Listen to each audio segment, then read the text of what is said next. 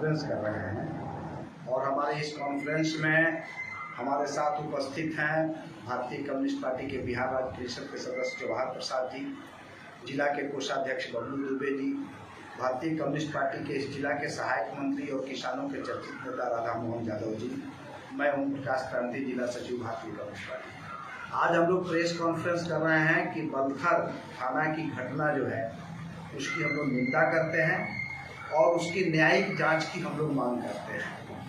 दूसरी बात है कि उस घटना के नाम पर बड़े पैमाने पर निर्दोष लोगों को और जनप्रतिनिधियों को मुकदमा में फंसाया जा रहा है, जिससे उस इलाका में भारी दहशत है।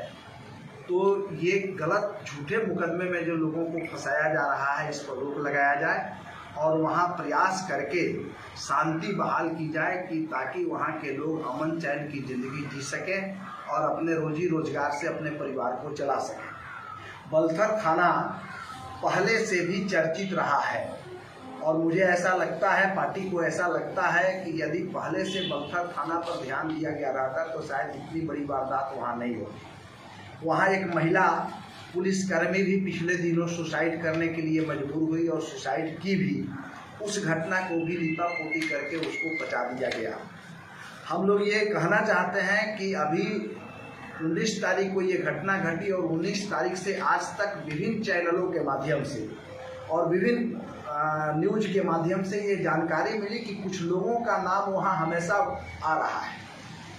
जिन लोगों का नाम आ रहा है वो थाना में प्राइवेट रूप से वो दलाली करने वाले लोग हैं। आखिर उनको जांच के घेरे में लाकर के पुलिस जांच क्यों नहीं कर रही है ताकि इस घटना की सत्यता उजागर हो सके। और दूसरी बात हम ये कहना चाहते हैं कि वहाँ जो यह अभी इस घटना के बाद जो राजनीति हो रहा है कि पिछले पंचायत चुनाव का भी वहाँ बदला लिया जा रहा है और जो निर्वाचित प्रतिनिधि हैं जिनको कुछ लोगों ने वोट नहीं दिया उनको वोटर लिस्ट से नाम उतार करके उनके ऊपर एफआईआर किया जा रहा है। अभी लगभग 750 लोगों पर एफआईआर किया जा चुका है और जो लोग भाग करके अपने सगे संबंधियों के यहाँ जान बचाए हुए हैं वहाँ तक पुलिस पहुँच करके और उनके ऊपर छापामारी कर रही है, उनको गिरफ्तार कर रही है, जिससे उस इलाके के लोगों का जीवन जीना दुभर हो गया है। इस पर हम लोग रोक लगाने की मांग करते हैं और उस घटना की न्यायिक जांच कराने की मांग करते हैं। क्योंकि हम लोग ये बात मानते हैं कि हमारे एसपी साहब जब से इस जिला में आए वो एंटी क्रिमिनल हैं, लेकिन उनकी पकड़ थानों पर नहीं रही और चंपारण के अधिकांश थानों में आज के डेट में दलालों का वर्चस्व चल रहा है और दलाल ही थाना चलाने का काम कर रहे हैं। इसलिए हम लोग एसपी के शीघ्र तबादला की मांग करते हैं और हम लोगों की ये समझ है कि पुलिस विभाग यदि उस घटना की जांच करती है तो दूध का दूध और पानी का पानी नहीं होगा। इसलिए उस घटना की न्यायिक जांच करानी चाहिए और जो लोग उसमें दोषी हैं उनके ऊपर कार्रवाई होनी चाहिए। इसके लिए आज हम लोगों ने ये प्रेस कॉन्फ्रेंस किया है। हम लोग ये भी बतलाना चाहते हैं, कहना चाहते हैं कि बलथर की घटना जो है वो अभी पिछले दिनों जो पंचायत चुनाव हुआ उस पंचायत चुनाव का असर इस घटना के बाद भी देखने को मिल रहा है।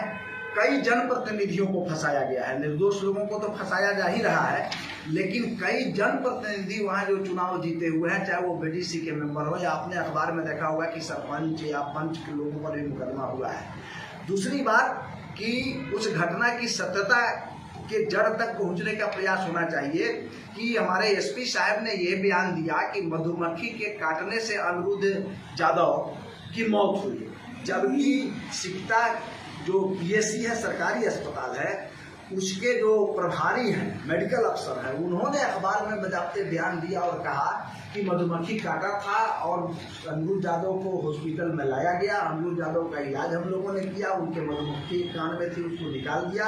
अनिरुद्ध यादव पूरी तरह जब स्वस्थ हो गए तो उनको डिस्चार्ज किया गया।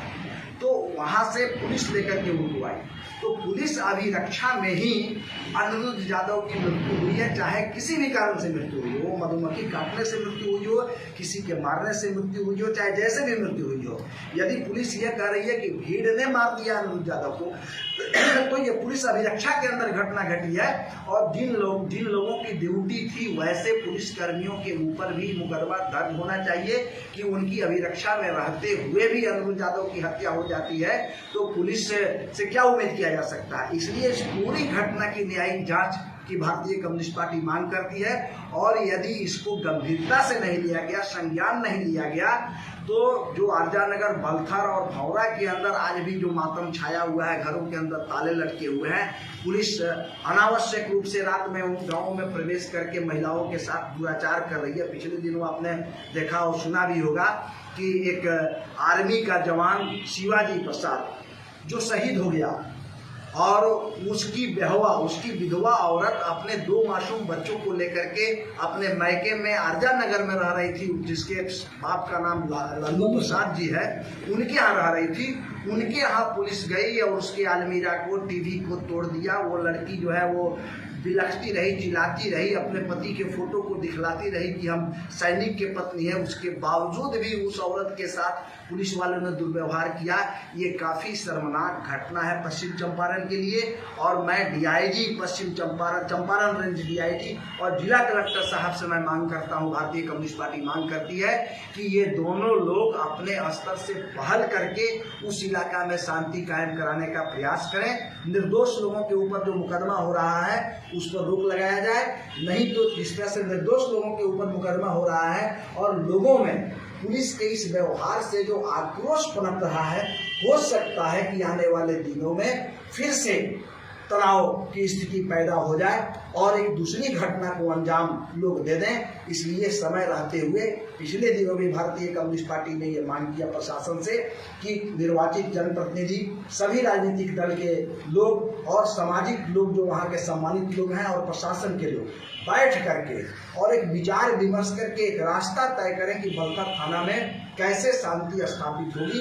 आतंक का माहौल स्थापित करके और पुलिस गुंडागर्दी करके उस क्षेत्र में शांति का माहौल कायम नहीं किया जा सकता। इसलिए पूरी घटना की जांच होनी चाहिए, न्यायिक जांच होनी चाहिए। जो लोग भी दोषी हैं, चाहे वो एक हवलदार की भी मृत्यु हो गई उसमें, उसके लिए भी जो दोषी हैं, उनके ऊपर कार्रवाई हो। भारतीय कम्युनिस्ट पार्टी को कहीं कोई एतराज नहीं है, लेकिन निर्दोष लोगों को नहीं फंसाया जाए। और सबसे बड़ी बात है कि जिन लोगों का नाम बार बार आ रहा है, कुछ लोगों का नाम बार बार आ रहा है, जो चौकीदार के पुत्र हैं, तो चौकीदार के भाई हैं, तो चौकीदार के रिश्तेदार हैं, जो पिछले दिनों भी थाना में जो जिन लोगों का आना जाना रहा और पूरे थाना को अपनी मर्जी के खिलाफ से संचालित करते रहे, उनको भी संदेह के घेरे में लेकर के पुलिस को जांच करनी चाहिए। और कम्युनिस्ट पार्टी समझती है कि वैसे लोगों को भी यदि घेरे में लेकर के जांच किया जाए तो दूध का दूध और पानी का पानी हो सकता है। इसलिए आज हम लोग प्रेस कॉन्फ्रेंस किया है और इस प्रेस कॉन्फ्रेंस के बाद यदि भारतीय कम्युनिस्ट पार्टी के द्वारा दिए गए सुझावों पर प्रशासन गंभीरता से विचार नहीं करता है तो उस क्षेत्र में हम लोग शांति मार्च करने की तैयारी कर रहे हैं। शांति मार्च करेंगे, लोगों के अंदर जो भय व्याप्त है उस भय को समाप्त करने का प्रयास हम लोग करेंगे और दोषी लोगों पर कठोर से कठोर कार्रवाई करने के लिए भारतीय कम्युनिस्ट पार्टी आंदोलन भी करेगी। क्या परिचय हुआ? ओम प्रकाश क्रांति, जिला सचिव, भारतीय कम्युनिस्ट पार्टी पश्चिम चंपारण।